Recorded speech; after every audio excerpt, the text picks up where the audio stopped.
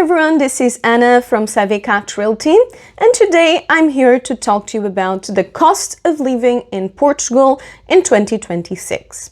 So for those of you who don't know, Expat Realty is a relocation and investment agency that helps expats relocate to Portugal from a lifestyle perspective.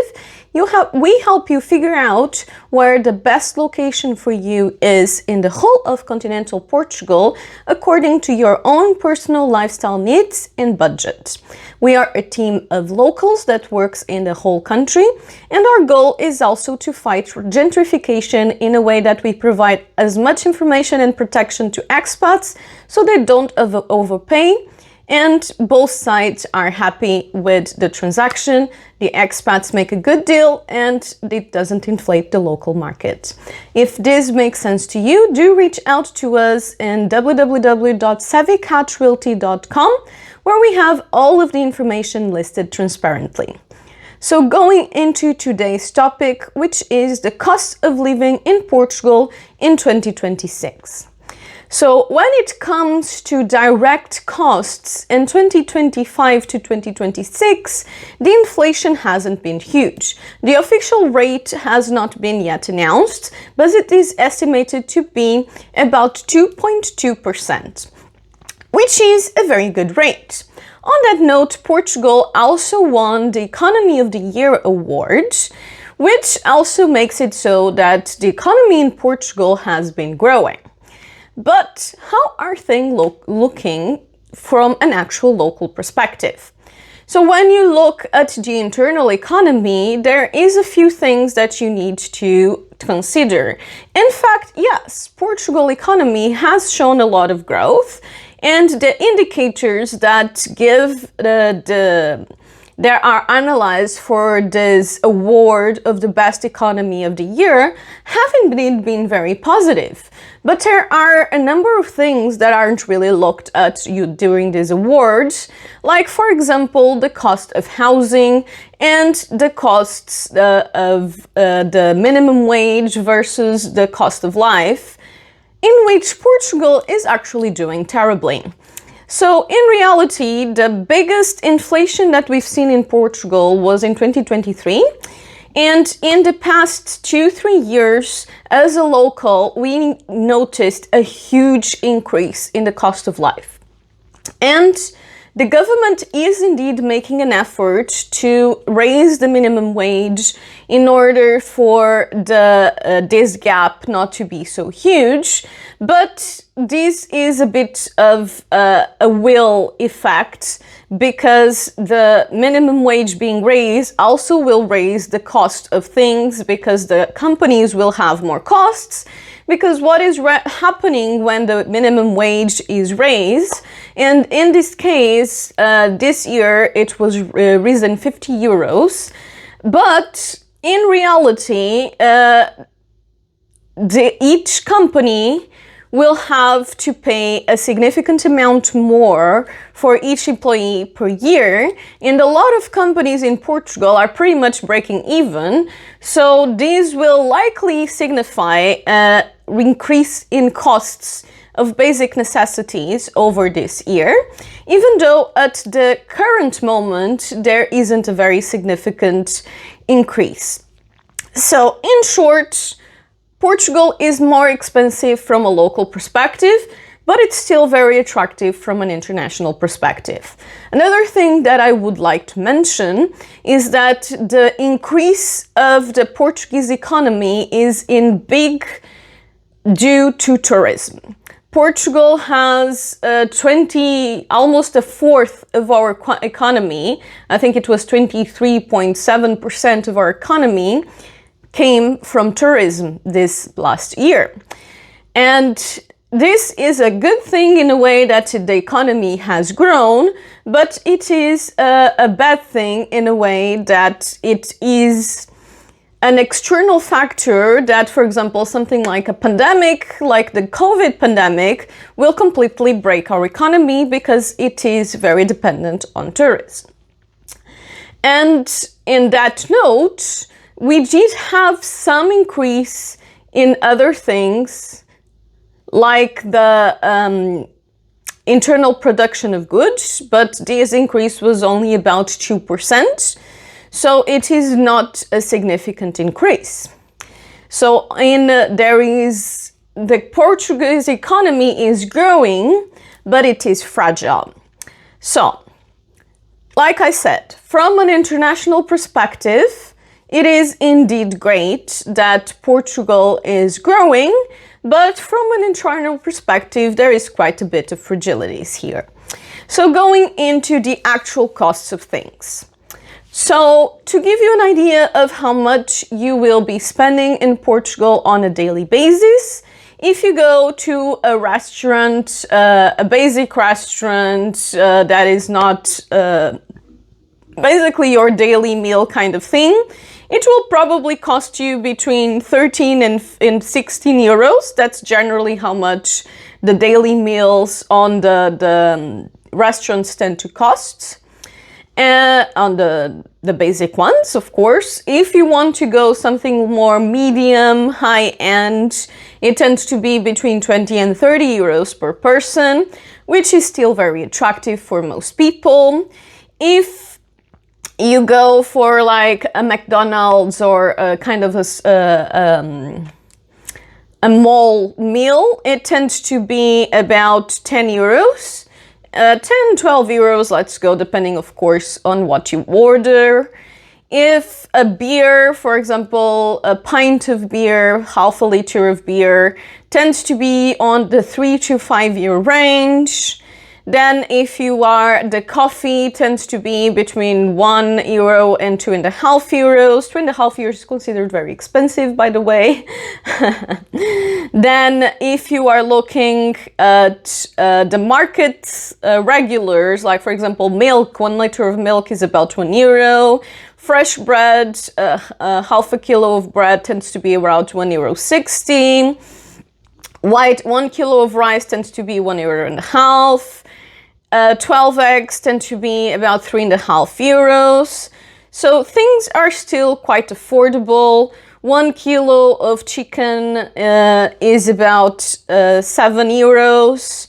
1 kilo of red meat is about 15 euros. Honestly, I think it's more, to be fair, but I'm checking the numbers on Numbeo right now, and they tend to be about right, to be fair. So cost of life in Portugal is still quite affordable, even if you consider transport. And in Portugal, you do have a big range of public transport.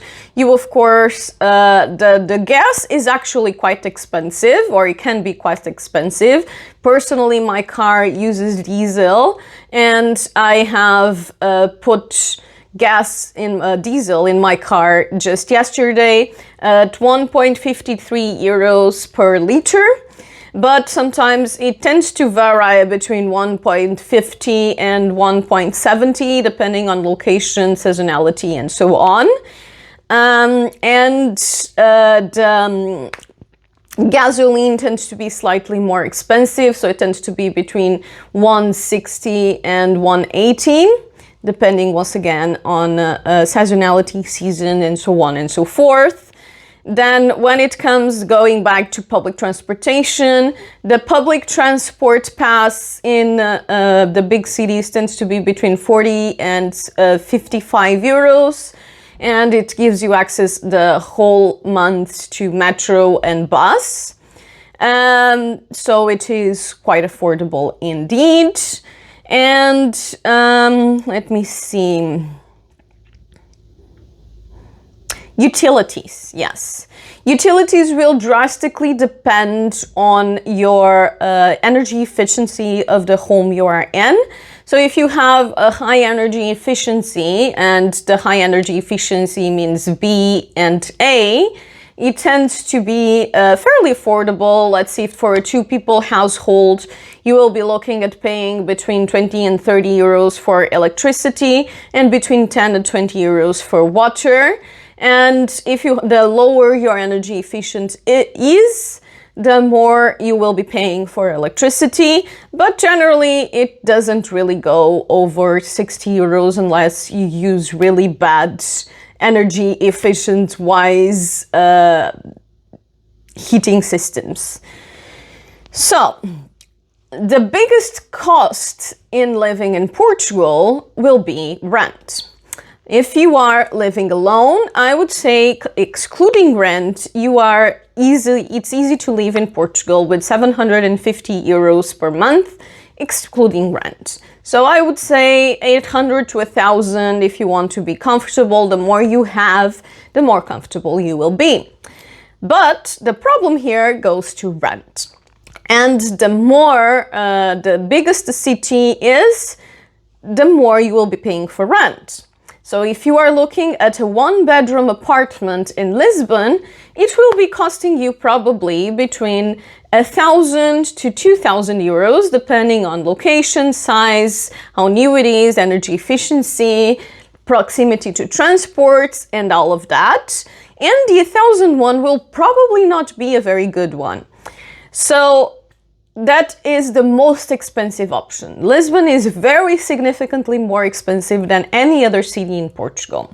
And if you look, for example, at Porto, you will be looking at 700 to 1,500 for a one-bedroom apartment. Same thing as Lisbon, so the lower side, it will be not as good. Although, honestly, in Porto, you will get something decent for 700, probably even better than the 1,001 in Lisbon. But once again, all of these things are relative to location, size, etc., etc. Then if you go to a medium city, let's say like Braga or Aveiro, then you will probably be looking at 650 to 1,300 for a one-bedroom apartment. And if you go to a very small location, let's say like Chaves or a more interior, less popular location, you will be looking between 500 euros to 800 euros for a one-bedroom.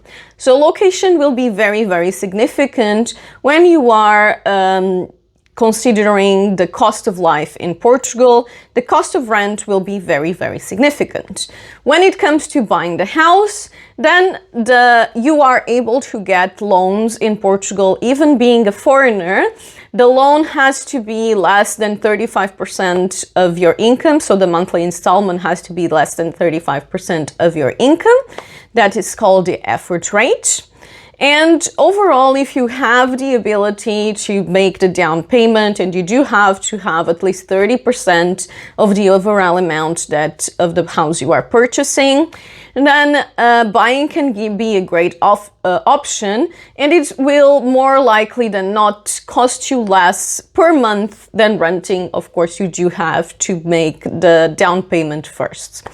So this overall gives you an idea of how much you can expect to spend where you are living in Portugal. The cost of life can be quite affordable. It's still very, very attractive compared to other locations in Europe and overall around the world. For example, compared to New York, the cost of life in Lisbon is still 45% less, but from a local perspective, costs have definitely been rising, and it has been felt by the locals, especially the fact that Portugal actually had the biggest increase on the gap between wages and cost of housing in the world, or at least in Europe.